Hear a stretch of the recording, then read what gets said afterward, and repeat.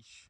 Okay, so we're gonna explain basic rope handling and flag handling, and we're gonna talk about how to handle the rope smoothly. And I have Melinda here, who is my good horse, and we have the gate closed so she doesn't run out, just in case I make a mistake. And what we're gonna do is, having Melinda be the horse, I'm gonna talk about some ways that I like the lead rope handled and the reasons why. So, one thing that I think is really important when we're working with feel is to pick up the lead rope in a way that conveys a smooth feel to the horse that they can feel back to. And what I mean by that is, if I pick up this lead rope, Melinda, close your eyes. She's wearing sunglasses, so you have to take her word for it, I guess. Tell me when you feel me on the lead rope. Right there. Okay, so that was about this far. You can open your eyes. Okay. I slid down the rope. Did it feel bad to you or good? No, it Felt just fine? like Okay, so as opposed to, how did that feel? Oh, that was a big jerk. A big jerk, right? And I was a big jerk for doing it.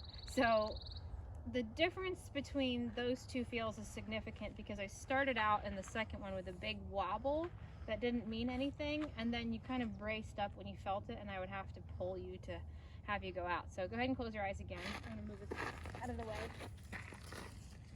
And I'm going to slide down the rope again. You tell me when you feel it. Right about there. Okay. And then when you feel it direct you, you can follow it. All right. Perfect. Okay. How'd that feel to you? No appearance. It was a very just gentle, we're going this direction. Okay. So as opposed to this feel, close your eyes. Good horsey. So, okay. What was worse, the pickup or the drop? The release? The drop. The release Because was, okay, so big drop. I'm going to explain that again. So, Melinda, go ahead and go out on your circle. Here's what sometimes happens. Melinda's on your circle, and she views the hindquarters and a big release. Good horsey. How did the release feel to you? It was a big drop. Okay. Weight drop. So, what we'd like that to look like more is, you can close your eyes again, and when you feel the rope take you somewhere, you go there. So, Melinda, do you feel me on the rope? Very Okay. softly. Do you feel pulled? No, Good. I feel like just getting guided. Okay. Right. And then the release in this instance is And just then the- setting the rope down. So the weight of the rope shouldn't startle the horse. It shouldn't create a huge wobble. It shouldn't create a lot of noise. And the last thing that we want to do is, hey, I'll do one thing. Okay, Melinda, what does this mean to you? I don't Go know. right, right? You're leaning that way. Okay. My right. So, okay. And what does this mean to you? Oh, this is the one. Okay, so we've established that this means go to my right, this means go to my left. Doing great. Now what does this mean to you? I don't know. Okay, nailed it. I don't know. So when you back a horse up, you see this happen a lot. When you back a horse up like this, first of all, describe the feel. It's like herky-jerky. Like jerk, It's jerk, very jerk, jerk, herky-jerky, jerk, right? Yes. And then it has huge releases, huge pickups, huge releases. Same thing like this. I mean, that's kind of the same thing, right? It's just this is probably a little more confusing, especially if I've gone through the trouble to tell Melinda, this means right, good horsey. This means left. Now just go ahead and figure out what this means, and I'm not going to release until you do it. Now every horse I've ever seen backed up this way puts their head up first, and eventually they go backward, but they do it with a raised head and a hollow back. Okay, Melinda, close your eyes. What does this mean to you? Perfect. You're over-responsive, overachieving horse. Good girl. What does this mean to you? Perfect. What does this mean to you? Perfect. And then what does that mean to you?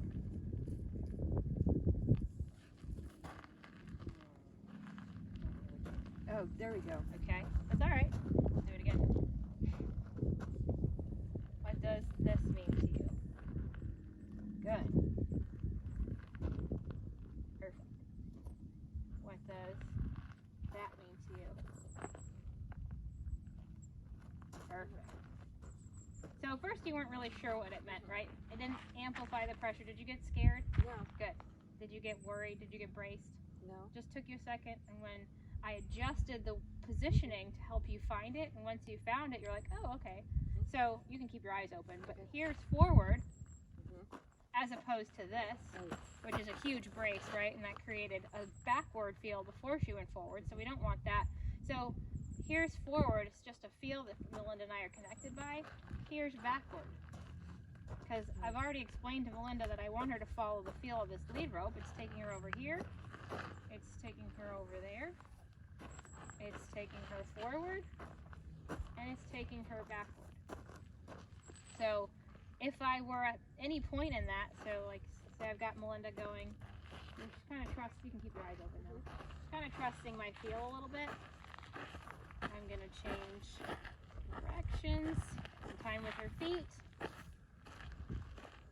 Things are going pretty well for us, I would say. Yes. How'd that feel? That was rude. Rude, right? It's a big smack in the face at the end of a nice session. So one little slip up, or the other thing that often happens is you get the horse out on the circle and we jump down the rope to get length. And what did that feel like to you? It's a big jerk, but I don't. It almost feels like you're being asked to stop or go backwards, right? At least that's how it feels for me. One more thing that I want to address is when I send you, you can keep your eyes open for now. When I send you off to go in one direction or the other to lunge a circle, what you often see is people going like this. Which way do you need to go, Melinda? What does it look like to you? Don't go towards you. Oh. Ew. What does it look like to you? I'll show this to the camera. Okay, honey, hold this. Here you go. You better go. Which direction do you feel like you need to go? So you don't know. So right here it looks like, I have no idea, but if I add enough pressure, you might go somewhere, right? And then as you go ahead and go. Go. I said go. I said go. Smack, smack, smack, smack, smack. Okay? See how we're kind of locked in this, like, all this pressure I'm putting onto, and eventually say you do go, okay? If you're a good horse, you kind of figured it out. You start to run into me and I have to push you out of the way. So we can head that entire disaster off very easily by first getting a connection. So I'm going to slide down the rope and see, where does Melinda feel me? And if I were working with a horse, that would look like an eye or an ear swivel, something, or even a lean in that direction. Right about there. What? Then I would ask, stepping out of the way, because I want her to go that way. And if I'm here, blocking everywhere that I want her to go. So I step out of her way, open the door, and if I have to, step in a little bit, and now she goes. So now I'm not in the way, and I'm not blocking her in front, and she's free to go. I still have a connection here so she doesn't lose me. Now I want to change direction, so I have to get in time with her feet, and I lift up. Instead of pull, and push backward and open and step out of the way. So Melinda's free to go around me in a circle. The other thing that frequently happens is the rope is so long, the horse can't feel you at all. So now I have to use my flag a lot to keep chasing her on a circle because there's no feel. So what you see with that kind of feel is the horse frequently turns in and keeps facing you, and you have to keep chasing them out. So a lot of those problems can be eliminated with just clean rope handling. So slide down your rope, feel where the horse connects to you, step out of the way, open the door, stay connected, stay in position, don't block the horse, and they can go. Change directions in time with the feet, don't get in the way, step out of the way, open the door the other direction. So now we just have to add to that flag handling. So if you're going to work with a flag, you can stay right there. I'm going to ground tie Melinda and go get my flag. There's a couple rules of thumb in working with the flag, and the flag is so often misused that horses end up being afraid of it or ignoring it, or it just loses all of its meaning. So we don't want any of those things. We want the flag to just be a helper to our lead rope. The purpose of the flag is to help the horse find the lead rope. So just like when you're riding with your seat, the hand and leg is to help the horse find your seat, not to ignore the seat and be pushed through with the leg and hand. So when I want to use my flag, in general, my flag is low if I don't need it, and when I raise it, it's going to come up here. A couple things to keep in mind is I should never bring it under the blind spot of the horse, above the head when I'm changing directions. All of those places are going to create brace in the flow that we're trying to create. So when I want Melinda to go to the left, I'm going to step to the right and bring the flag behind her shoulder. Then it's quiet once she goes. As soon as she goes, my flag is quiet. If say Melinda were to stop and turn in, step to my right, use the flag a little, help her find the rope, off she goes. Now I'm going to change direction, so before I do anything, I'm going to switch my flag behind me so it's not in her face.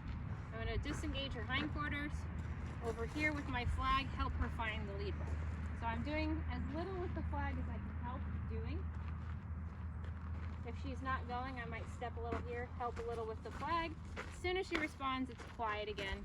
What I'm not going to do is get this flag all up in Melinda's face, block her. See there, she's going backward. Smack, smack, smack, smack, smack, make a big mess. Go, go, go, go, go, go, go, bad horsey! And I'm definitely not going to put it under her chin to stop her, back her up, because that's how you get your kneecaps taken off if they can't see it there. So to recap, the flag stays close to my body in a neutral position, up or down. If the horse is a little spooky of it, I'll take the flag and tie a little knot in it. So it's less loud, a little less intimidating. I don't want them to be afraid of it, but I also don't want them to ignore it because it's just here to assist my lead rope. So flag stays here, comes behind the shoulder.